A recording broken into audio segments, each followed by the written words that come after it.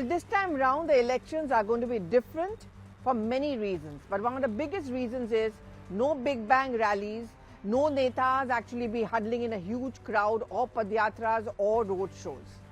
I'm Pallavi Ghosh, and this week on One Take we discuss, is India really ready for these digital elections? Can our netas actually be savvy on the digital space, and who are the political parties who are actually going to benefit and who are the ones who are going to lose out? But more importantly, is this going to be the beginning of the truly digital India as the Prime Minister had visioned?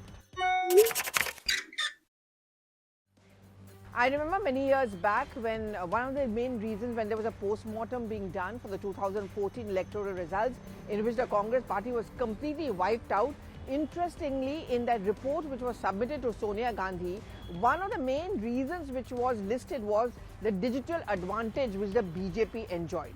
The fact that they had occupied the Twitter space, the fact that the Prime Minister had gone in for, say, the hologram concept, the fact that there was a Facebook lives which were taking place. The Congress was very condescending by saying, well, India is not ready for these kind of elections. What did you have after that? Well, you had Rahul Gandhi joining the Twitter space. But interestingly, he only called it Office of Rahul Gandhi. Another internal survey was done and it was realized that, it's not getting traction because it seemed very distant. It didn't seem to be the voice of Rahul Gandhi. So then finally, it was decided that it's going to be more personal and interactive, and let's call it Rahul Gandhi, the Twitter handle of Rahul Gandhi. Well, after that, rest is history. The Congress party, which was very critical of the BJP, understood, realized the power of the social media. And you had Rahul Gandhi all the time on the social media, particularly Twitter. He moved on to Facebook and also to Instagram, and of course also on Telegram, starting his kind of own channel on Telegram, so on and so forth.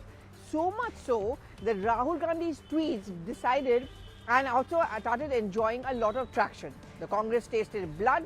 Almost everyone in the Congress party was asked to join Twitter. I think barring Sonia Gandhi, who still remains away from Twitter space, most Congress leaders, even those who perhaps don't even know how to type on the keyboard, like a Kamal Nath, for example. I remember once I met him at his office when he was the Urban Development Minister, and one of his start was actually explaining to him that, sir, that Urban Development Ministry ka site is now very interactive, it's all computerized, you just have to click it.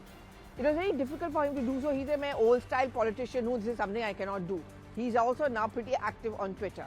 This is something which the Congress party has perhaps realized a little bit too late, that social media or the digital space is important, by which time the BJP has moved much ahead and much beyond.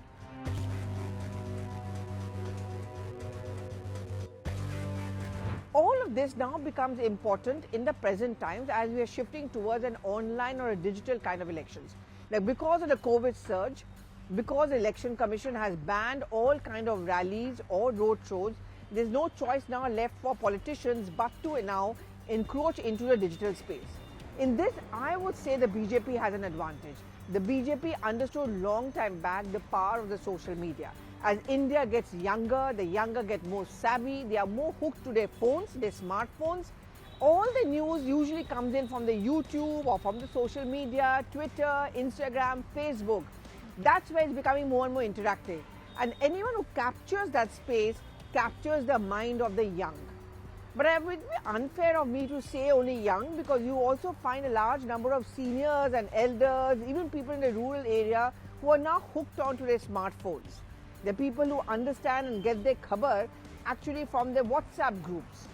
Even before very often we can convey a news on television, most probably some of our viewers may already know it and have it because they've got it on their WhatsApp groups, or they've got it on the Twitter, or they've got it on Facebook or Instagram, as it's becoming increasingly popular. And just to go back to the earlier point we were raising, who actually stands to benefit the most is actually the BJP. The Prime Minister has an entire team which is dedicated to this digital space. And they are craftsmen at this.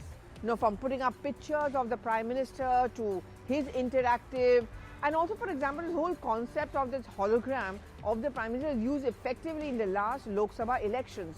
It gained a lot of traction because it was something new, it was something novel. And even I remember towards the end of the Bengal elections, when there was a lot of hue and cry made that, you should not crunch the last few pages, and Mamata Banerjee made a big issue about it. It was not too much of a problem for the BJP because by then they had started doing virtual rallies And Mamata Banerjee was left out because she's like a street fighter, though she's also trying to capture the social media space. But this whole idea of digital rallies or digital padyatras is something which the Trinamool Congress was not yet there, though they're trying to get there now. Now, just to come back to the present circumstances, just recently I heard this report where Harish Rawat says we don't have that kind of a digital advantage which the BJP has because BJP has the money and we don't have the money. Not entirely true, because the BJP had also the kind of a futuristic understanding that this is where it's going to be. The Congress took a long time to come into a space. So now they've come out with this idea, let's do padyatras, a single padyatra, and we'll go for 1 kilometer. And those who are younger from Uttarakhand, Congress leaders, they will do it for 5 kilometers. You know, padyatras, road shows are all very well, but the Indian elections has always been about color, the rally. That rally culture may be very difficult to get rid of. I know the BJP has a head start over this because they're going to do those virtual rallies, they're going to capture a space. But the one who has the maximum access, the one who's occupying a digital space, the bandwidth, so to say, the ones who've been able to distribute a large number of smartphones, why do you think that the BJP, whenever it talks about state elections or connecting with the people, it talks about connectivity, the last mile should have a smartphone? This is where the smartness is. They understood that the power of a handset or the power of a smartphone is something which is going to give them electoral power.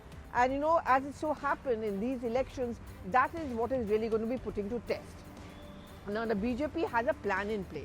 And their plan is to use all the karyakartas, not just in the poll-bound state, but also getting them from other states. They're going to go from district to district, zilla to the last point where they are going to reach out to the people, either individually, or they're going to use a WhatsApp or the Instagram or the Twitter and be interactive.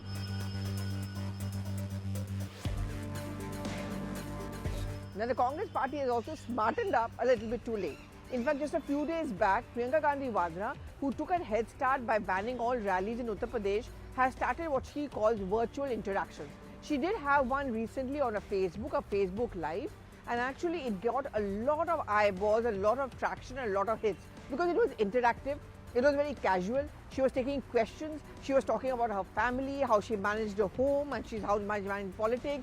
She was speaking about Indira Gandhi, and you know, she was also cracking jokes. She was also, I remember at one point of time, talking about the fact that how that band Ladki Hu, Lad Sakti Hu is something which her son was wearing a few days back, and just to show his support for this whole idea of a woman empowerment. But in Uttar Pradesh, if I'm going to talk about specifically who has the edge, we don't even have to mention it. It's actually someone like the BJP. They have the karyakartas, they have the visual galleries, they're going to be using that extensively, and their smartphones. But other political parties understand that this is an edge they may not have yet and where they may lose out. I know there have been big bang rallies by Akhilesh Yadav. He really has been out there. The Lal Topi has been kind of overshadowing, and huge crowds he has been getting. But now he is worried, which is why he said the Election Commission must increase the budget for smaller parties, for regional parties, because they don't have a bandwidth which, say, a big party like the BJP enjoys. At this point of time, the voters of the Samajwadi Party are still not all that savvy. You know, they would want a Mulayam Yadav in front of them, or a Akhilesh Yadav right in front of them, where they can interact, they can crowd, they can shout slogans. How does that do that when it comes to a visual rally? Imagine a hologram of an Akhilesh Yadav. Would that really work with his voters who have not been used to the idea of Akhilesh Yadav on Instagram or Twitter, so on and so forth? So that's where the disadvantage which regional parties or smaller parties like Akhilesh Yadav faces in Uttar Pradesh, and of course the Congress party. How many of the Congress leaders, for example in UP, do have a Twitter account? Ajay Lallu, who's the president of the UP Congress, he does have one, not very interactive. Priyanka Vadra is the only one who's grabbing those eyeballs. Barring that, Pramod Tiwari, the Anuradha Mona, as she's called, Pramod Tiwari's daughter, who's also an MLA and a close aide of Priyanka Gandhi Vadra, they have a Twitter account, but just for the formality of it, just for the sake of it. It's not very interactive, it doesn't even get too much of a traction. In BJP, almost every leader, every MP, every MLA is expected to have a Twitter account and also be interactive. So therefore, when you see a big news point they want to make, or the BJP wants to make an issue, immediately everyone starts tweeting. And it's not just on Twitter, it's also on, whether it's Coup, whether it's on Facebook, whether it's on, on Instagram. They are very, very active. And a large number of younger people and some of the senior people also now, elders in our country in the rural areas, have either got a Twitter account or they're at least on Facebook, they have an Instagram account, they're on WhatsApp, and that's how that advantage they face. Now look at someone like Mayawati, the old style, walking with the bag, kind of a leader, who's street fighter with staccato press conferences, press release kind of a press conference, and having those big rallies where she talks to the crowd. Even she was forced to have a Twitter account, not very interactive again, but you know, the fact that she was forced to have a Twitter account just goes on to show the importance of it all. But where is she going to be in terms of digital rallies? Have they even got a plan B or a plan C in place? If tomorrow they decide to have a digital rally, how will they do it? Do they even know how to operate it? Unfortunately, no. Now in Punjab, for example, Navjot Singh Sidhu just a few days back had his first digital rally immediately after Election Commission announced the new do's and don'ts in these COVID times. Navjot Singh Sidhu, I would say, is quite interactive on Twitter. He has a lot of traction there because of the person and the kind of person he is. But barring him, the other MLAs who will be getting tickets, how are they going to conduct their rally? I mean, door to door is also very limited. They would want those star campaigners. You know, every political party has this concept of star campaigner. You remember the old style in Lok Sabha, you get a film star there, and I remember once Rajesh Khanna on the streets of Delhi campaigning for the Congress candidates. They gather eyeballs. The crowd comes in, they talk to the crowd, and people clapping. Those days are gone. That was the color and flavor of elections which we are not going to be seeing. And therefore, the only way you can replace it or somewhat replicate it if you are powerful in the digital space, which BJP still has a head start.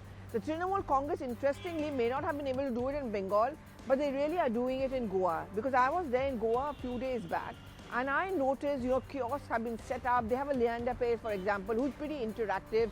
And when he's on the social media, he's going to start connecting with the people. But again, there is a problem of language. That is something which is, he's Goan, he can speak in that language, but is it able to go into all those voters? That's going to be seen. Another interesting thing, of course, is that of online nomination. That's a choice which has now been given. But filing of nomination papers in India has been like a wedding. Like an entire band, Baja Barat, a neta, sometimes sitting on a donkey, sometimes sitting on a horse, entire supporters. That's a show of strength. How many people are your Barati with you when you go and file a nomination is often an indication about how popular and what kind of a clout. And very often these netas go through gullies and through the roads and the lanes on the way to their filing the nomination papers just to tell their opponent or their voters, look, I have so many people with me. Online nomination is likely to have very little traction. Which neta would want to miss out on that? Unfortunately, if a neta will have to go and file his nomination physically, he will not be allowed too much of crowd as well.